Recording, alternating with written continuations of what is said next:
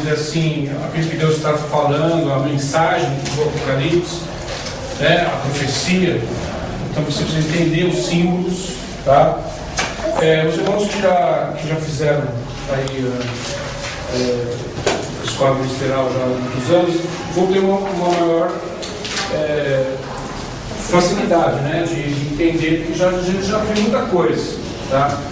Mas não é difícil, basta você prestar atenção, tá?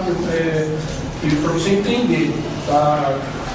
A mensagem que Deus está querendo transmitir à igreja através da visão, tá? da visão de João, da visão profética.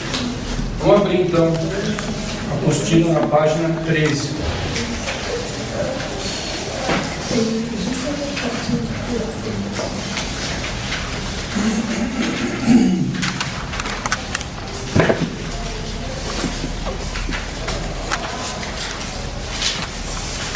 Depois dessas coisas, olhei e eis que uma porta aberta. Estas tentativas representam os chamados, os escolhidos de Deus, que o serviram na antiga aliança e que o servem na nova aliança. Todos estão diante de Deus, é como se fosse uma só essência, tá? Os 24 anciãos. Vamos começar aqui entendendo algo sobre as cores do trono. Isso é importante.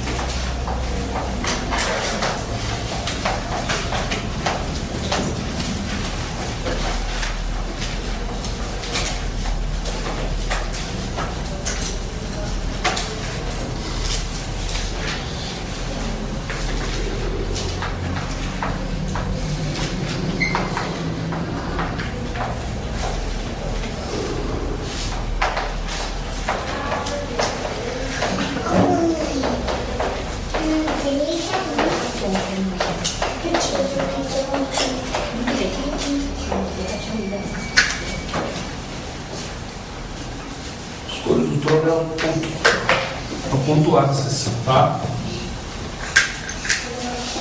Esse aí é o ser de jaspe.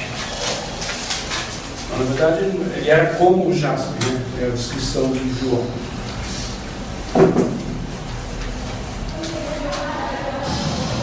O jaspe é uma pedra? O jaspe é um tipo de diamante, uma pedra preciosa, que é a mais difícil de se definir, porque ela tem vários matizes de cores. Ela não é como diamante, como cristal, como esmeralda, como rubi, tá? São pedras que têm uma cor definida.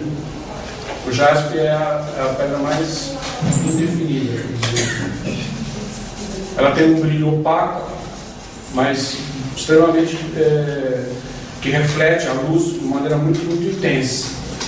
E como ela tem várias matizes, muitas vezes ela reflete várias cores jogadas contra a luz, tá? Jaspe. Isso que João, ele olhou, chegou lá no céu, a porta se abriu, ele chegou no céu, viu o trono e viu um ser assentado no trono. E esse ser não podia ser descrito, não tinha como ele descrever. Mas ele lembrou-se o quê? Do jaspe, uma pedra que reflete várias cores, né? Então, ele vê sentado no trono o quê? Esse ser de jaspe. O que o jaspe representa? Que esse ser é um ser indescritível e indefinível. Assim é Deus, tá? Não há teólogo, não há sábio, não há ninguém que possa fazer uma definição de Deus. Ele está além do alcance da mente humana, tá? Ninguém pode definir nem o seu aspecto, nem o seu poder, nem o seu caráter, tá? Ele é o Deus de amor, né? A Bíblia diz que ele é amor. No entanto, na Bíblia vê ele praticando justiça violentamente, podendo até matar crianças. As pessoas ficam confusas. Que cara é esse? né? É um caráter santo, justo, mas não pode ser compreendido, entendido pela razão humana, tá? Um poder assim inconcebível para o ser humano, né? Um ser, como é que pode um ser ter criado a vastidão do universo, né? Como é que alguém pode ter controle sobre a vastidão do universo? Como é que alguém pode conhecer cada pessoa que existe no mundo? Como alguém pode conhecer intimamente cada ser humano? Que existe e que existiu. Isso é possível. Entendeu? A mente humana não compreende. Tá? Por que Deus parece que é tão duro com certas pessoas e parece que Ele tolera outras? A gente nunca entende essas coisas. A gente não tem como a gente entender. É a sabedoria infinita de Deus. Tá? Então Ele é um ser o quê? Indefinido. Você só pode, vamos dizer assim, apontá-lo aquilo que a Bíblia diz que Ele é. Mas para conhecê-lo, não basta conhecer a Bíblia, você tem que ter um relacionamento pessoal com Ele, para você entender um pouquinho de quem é Deus, do que é Deus, do que Ele pode vir a representar na sua vida, na vida de outros. Tá? Então esse é o sentido do ser de jaspe. Indescritível, não se pode descrever, não tem palavras, está além das palavras. Se você tiver uma visão de Deus, não adianta, glória a Deus, aleluia, isso aí você não vai saber o que dizer quando Ele se apresentar diante de você, porque Ele é puro êxtase. A pessoa fica sem palavras, a pessoa não consegue, porque é inexprimível, é indescritível. Você não consegue falar nada, porque qualquer coisa que você fale para Ele, você vai achar pobre demais para o que Ele representa. Então muitas vezes as pessoas que têm uma experiência com Deus, muitas vezes elas ficam caladas, porque não sabem o que dizer, porque é indescritível, indefinível. Tá? E uma coisa importante que João viu é o arco-íris. Tá? O arco-íris é a marca de Deus. Tá? É o seu sinal. Ele é chamado também de o arco do Senhor. Nos textos da Bíblia é chamado de o arco de Deus, o arco do Senhor. O sinal de Deus. Tá? Ele representa a aliança de Deus, as alianças do Senhor, a sua misericórdia, tá? A sua infinita bondade. Então Ezequiel, quando viu o trono, viu também o resplendor como o arco que aparece na nuvem no dia de chuva. João viu o que? O resplendor do ser de jaspe era como o arco-íris, tá? Brilhando, resplendendo para todos os lados. Então, quais são as cores do arco-íris?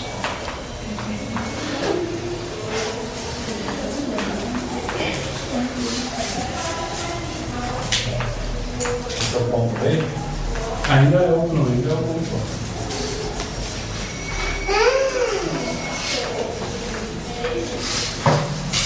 Eu vou dar Deus não usa o arco-íris só porque Ele gosta do arco-íris. Ele tem um significado. Tá? O primeiro que nós sabemos é a aliança. Tá?